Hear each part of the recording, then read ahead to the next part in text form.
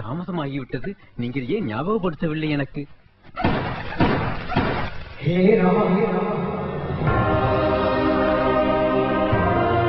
தேவலோகம் உங்கள் வருகையால் பெருமை அடைகிறது. என் பணி இன்னும் முடியவில்லை. நான் கனவு கண்ட தேசம் உருவாகும் முன் எதற்காக எனக்கு இந்த முடிவு?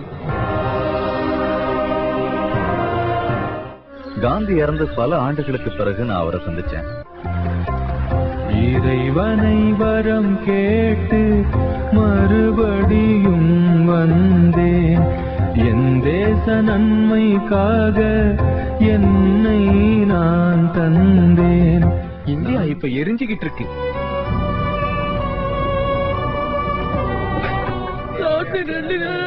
ஊரை விட்டே காலி பண்ணி போறையா பஞ்ச பொழைக்க.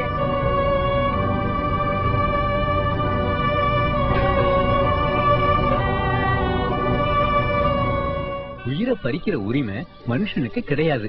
இத பறக்க விட்டுறலாமா?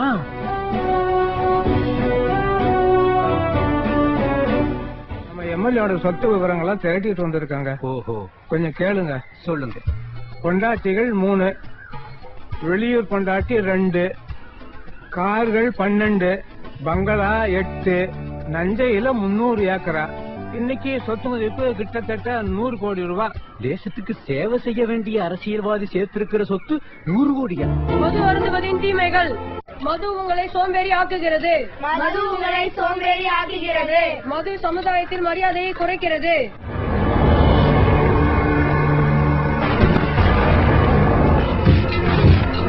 எப்ப இந்த ஊரை விட்டு போக போறங்களவா?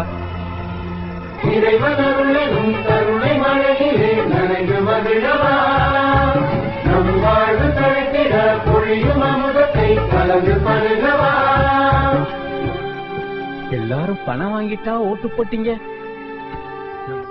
ஒரு நாட்டு ஆட்சி செய்யறவங்க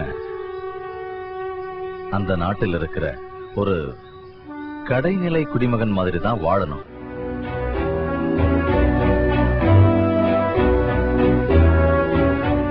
நீங்கள் பொறுமையை இழந்து எப்போதாவது ஆயுத போர்ல இறங்கலாம் என்று நினைச்சீங்களே, இந்த காலத்துக்கு வந்து அஹிம்சை, சத்தியாகிரகம் எல்லாம் சரியா வருமா? எல்லா காலத்துக்கும் பொருந்தக்கூடியது சத்தியத்தை போல.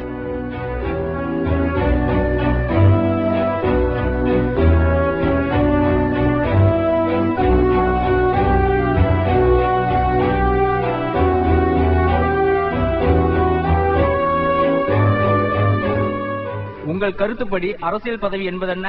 மன்னன் குடிசையில் வாழும்போது மக்கள் மாளிகையில் வாழ்வார்கள், மன்னன் மாளிகையில் வாழும்போது மக்கள் குடிசையில் வாழ்வார்கள் என்று சாணக்கியன் சொல்கிறான். அரசியல்வாதிகள் மக்கள் அளவுக்கு இறங்குவதை விட மக்கள் அரசியல்வாதிகள் அளவுக்கு உயர முடியாதா? இவர்களை தண்டிக்க என்ன வழி? இந்த அரசியல்வாதிகள் உணர மாட்டார்கள். நீங்கள் புறப்பட்டு வாருங்கள் அரசியலுக்கு, மக்களுக்கு சேவையாற்றுங்கள். வந்தே மாதரம்.